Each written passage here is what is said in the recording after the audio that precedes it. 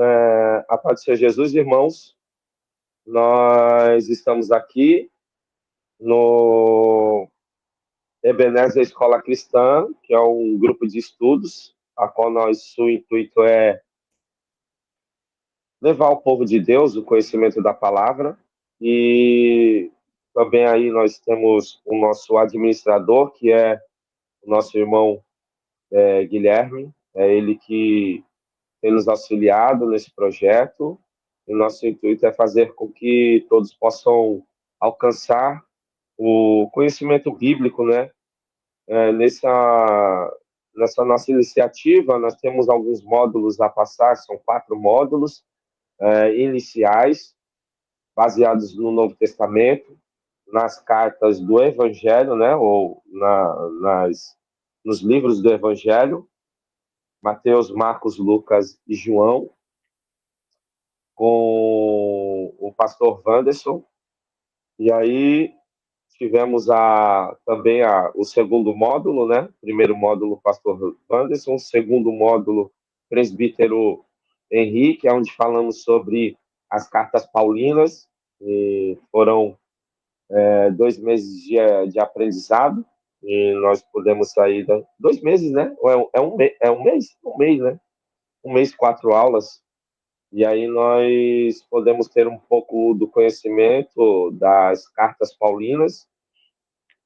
E agora segue eu aqui no terceiro módulo com as epístolas gerais e posterior a mim virá o pastor Valderi, querendo assim Deus, né? E estamos com o intuito aí de fazer uma apresentação básica, rápida, daquilo que diz o Novo Testamento, especificando cada um dos seus módulos, e o meu módulo é as epístolas gerais. Amém? E aí, como diz aqui, a ideia proposta pelo grupo, pelo Seminário Teológico Ebenezer, é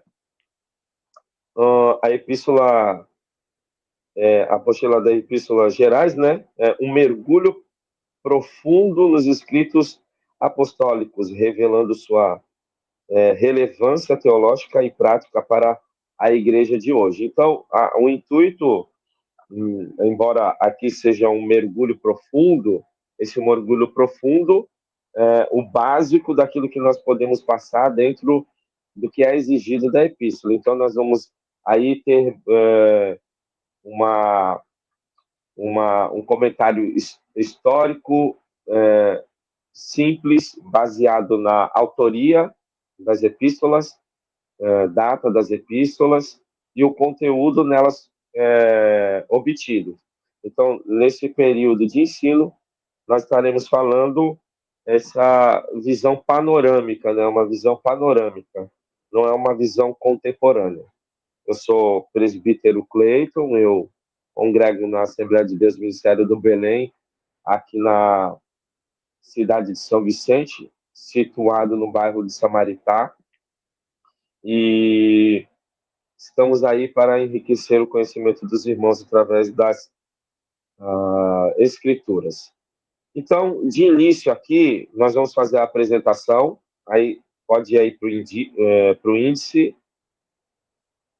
Então, o índice aqui, nós temos a introdução, né? Vamos falar introdutoriamente, fazendo um pequeno comentário acerca do motivo pelo qual estamos propondo esse estudo baseado nas epístolas gerais. E aí, o segundo ponto aqui, ou segundo capítulo, nós vamos falar sobre a epístola aos Hebreus. Então, falaremos sobre autoria da carta, data da carta e o porquê ela foi escrita para quem. Uma das cartas aqui que tem o seu autor,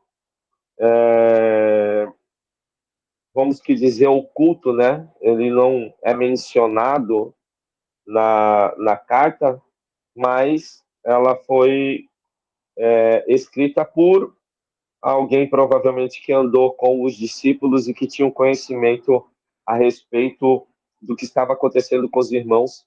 E essa carta aqui, ela está dentro das cartas gerais ou das cartas universais, porque ela não está sendo direcionada especificamente para uma única região, uma única igreja, né? É uma igreja que pode ser aplicado os seus ensinos a toda a comunidade cristã daquela época e também dos nossos dias. Assim também a epístola de Tiago, e aí nós mostraremos aqui também os fundamentos dela, que é a autoria, né? A epístola ela já tem o seu autor logo no título aí, né? Epístola de Tiago, mas nós vamos saber quem é esse autor, né? Quem é ele? E aí vamos depois para o quarto capítulo, primeira epístola de Pedro. E Pedro ele tem duas epístolas, né? A primeira e a sua segunda epístola. Também falaremos ali sobre o autor, a data e o para quem ele escreve e o motivo pelo qual ele escreve, bem como as introduções a cada assunto relacionado àquilo que Pedro tem a, a mostrar, né, acerca do conhecimento que ele tem do Evangelho para aqueles irmãos que estavam naquele período em que ele vivia. E depois nós vamos para o sexto capítulo, que é as epístolas de João, que são a primeira, a segunda e a terceira epístola de João, ou cartas de João, né? E aí nós vamos ver a quem essas cartas são dirigidas, autoria e data, e o propósito dela. E aí nós vamos para a última, que é, nós finalizamos com a epístola de Judas, né? E aí, mais uma vez, autoria e datação, e para quem Judas escreve e o porquê que ele escreve. Encerraremos o capítulo de número 8 aqui, o ponto de número 8, dando uma conclusão geral acerca de tudo aquilo que nós aprendemos durante esse período de estudo. Então, você que tem o intuito de ter um pouco mais de conhecimento acerca das Escrituras, fique conosco, nos acompanhe até o fim desse módulo. São 4 segunda-feiras e eu espero que até lá você possa ter um pouco de conhecimento das cartas e que possa, pelo menos, responder acerca dos principais temas e da autoria e datação dessas epístolas que são importantes para a nossa vida e jornada cristã, tá bom? Vamos lá para a introdução. Então, a introdução aqui, ah, ela diz assim: as epístolas gerais, as epístolas gerais são uma parte fundamental do Novo Testamento, trazendo ensinos que ajudam a moldar a doutrina cristã primitiva e continuam a ser essenciais para a vida da igreja de hoje, diferente das cartas paulinas, escritas para a igreja ou indivíduos específicos. Essas epístolas são direcionadas a um público mais amplo, abordando questões de fé, moralidade, perseverança e falsos ensinamentos. Só um momento aqui.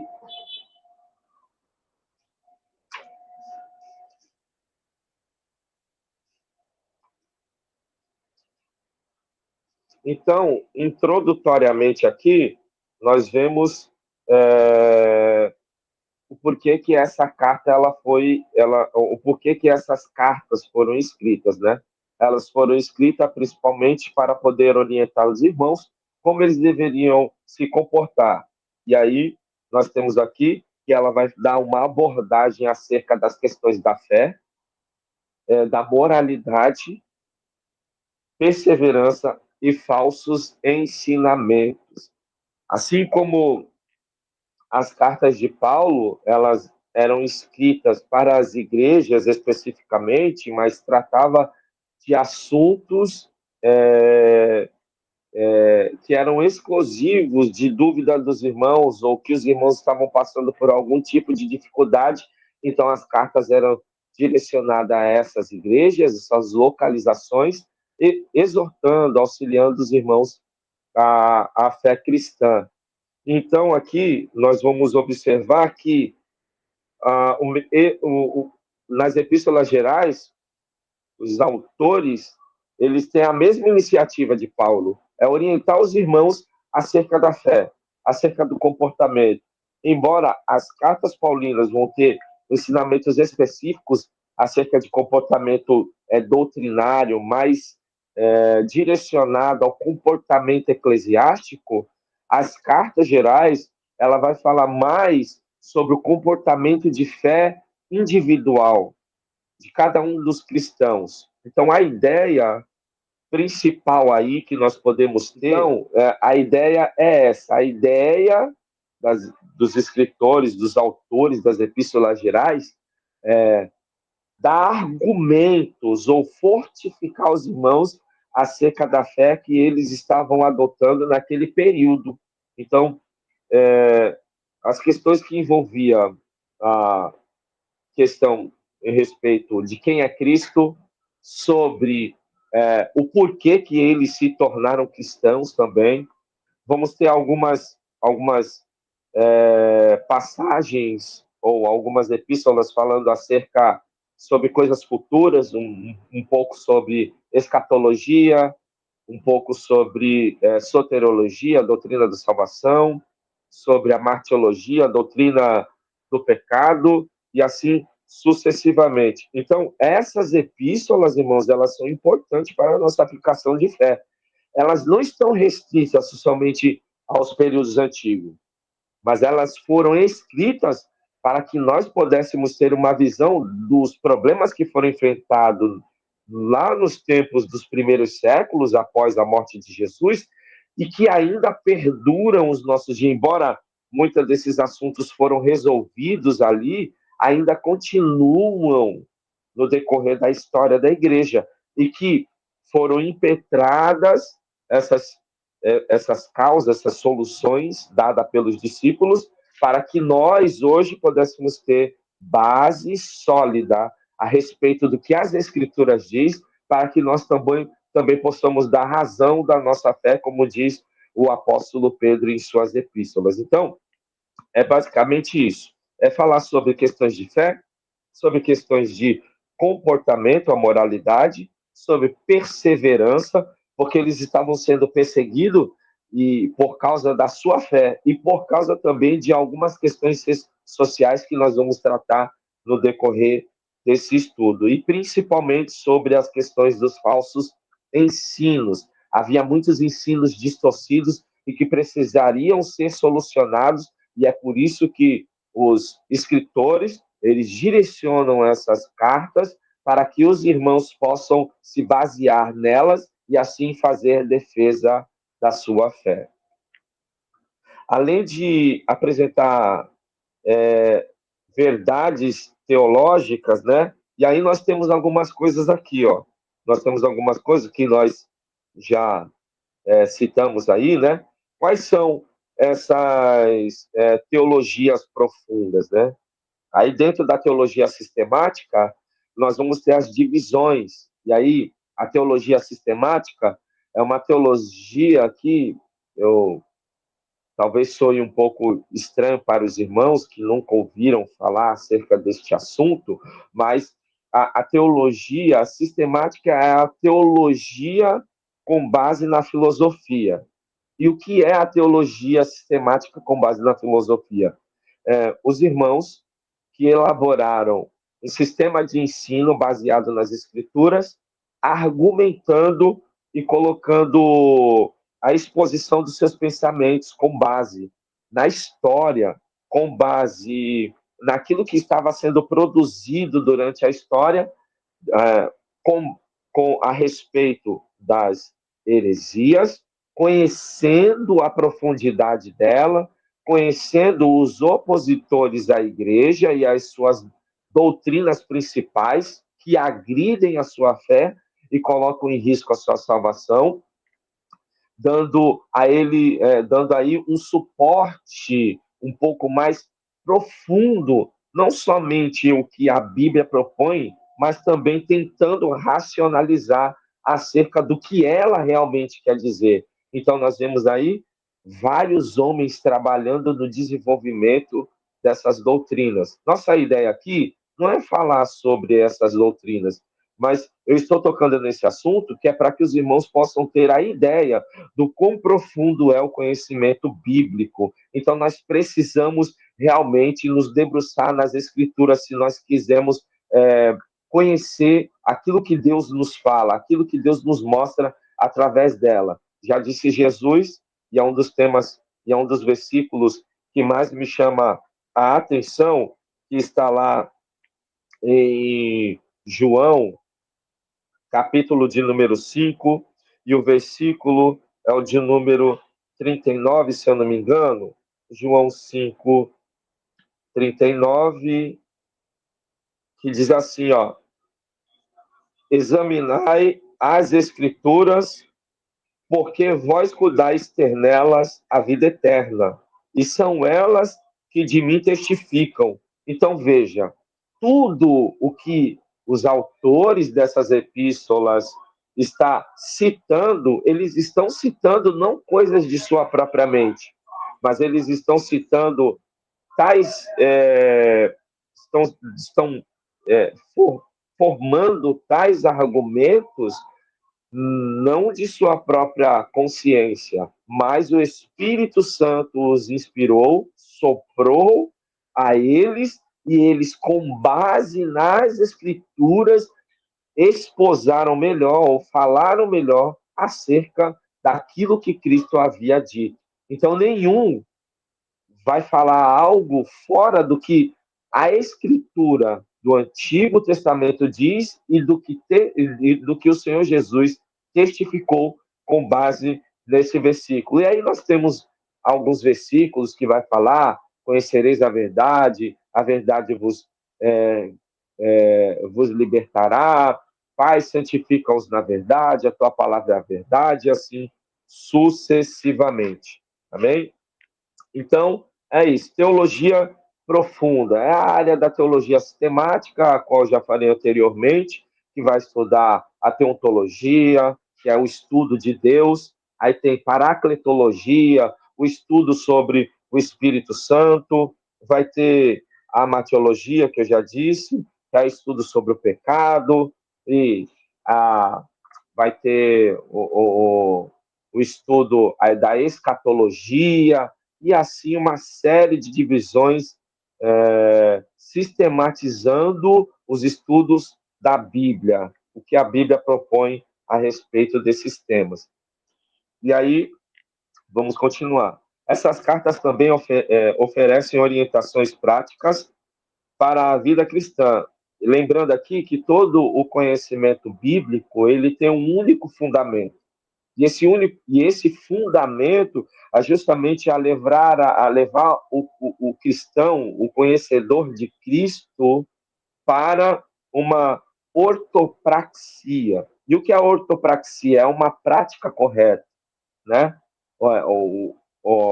Se eu não me engano aqui, orto, ele vem de aquilo que é correto, aquilo que é certo, que é reto, né?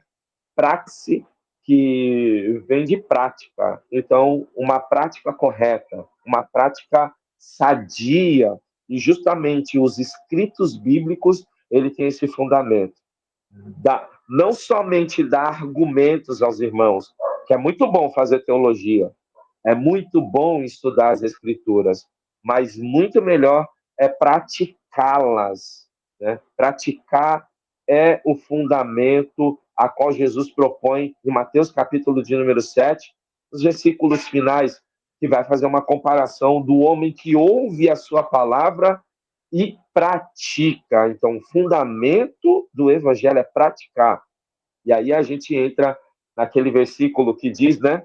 João, capítulo de número 8, versículo de número 31, que é 32, né? Que é o que todo mundo gosta de ler ou citar, mas olha só que eu vou mostrar uma coisa para vocês, né? Muitos citam isso daqui, ó.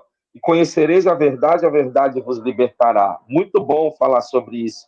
Parece que nós estamos mais preocupados com os outros do que com nós mesmos, né?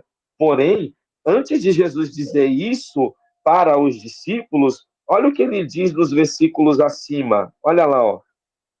Versículo de número 30 e 31, e depois nós vamos para o 32. Dizendo ele essas coisas, muitos creram nele. Veja, crer em Jesus, qualquer um crê, qualquer um professa que crê. Qualquer religião professa que crê em Jesus, que ama a Deus e tal. Porém, olha o que Jesus diz aqui, ó, versículo 31 de João capítulo 8. Jesus dizia, pois, aos judeus que criam nele, ou seja, aqueles que queriam seguir Jesus: vocês querem me seguir? Muito bem. Vocês creem em mim que eu sou o Filho de Deus? Fazem bem. Porém, eu quero vos dizer: se vós permanecerdes na minha palavra, verdadeiramente sereis meus discípulos, e aí sim, andando com Jesus, conhecereis a verdade, e a verdade vos libertará. Então, a vida cristã, ela é uma vida de prática, não é somente de teoria, mas é uma vida prática. E é por isso que nós estamos aqui esta noite, ou estamos aqui para poder mostrar a você que não é só de teologia que estamos falando, mas é de vida cristã, conhecimento das Escrituras aliado à praticidade dela. Carta também fornece orientações práticas para a vida cristã, incentivando a santidade, o amor ao próximo e a firmeza na fé diante das adversidades. Dessa apostila, exploraremos cada uma dessas epístolas, destacando seus principais temas e aplicando seus ensinos à nossa realidade atual. Então, as Escrituras, irmãos, ela é mais atual do que o jornal que vai sair amanhã. Ou ela é mais atual, porque falávamos de jornal há tempos atrás, né? Vamos dizer aí há uns 20 anos atrás, nós falávamos de jornal. Hoje o jornal é escassez. Pois bem, aquilo que o Google vai notificar para nós amanhã como algo, ou como fato verídico e um novo fato, as escrituras é mais atual do que essas evidências. Então, as escrituras é uma evidência da existência de Cristo e de tudo quanto nós podemos aplicar em nossas vidas através dos seus ensinos.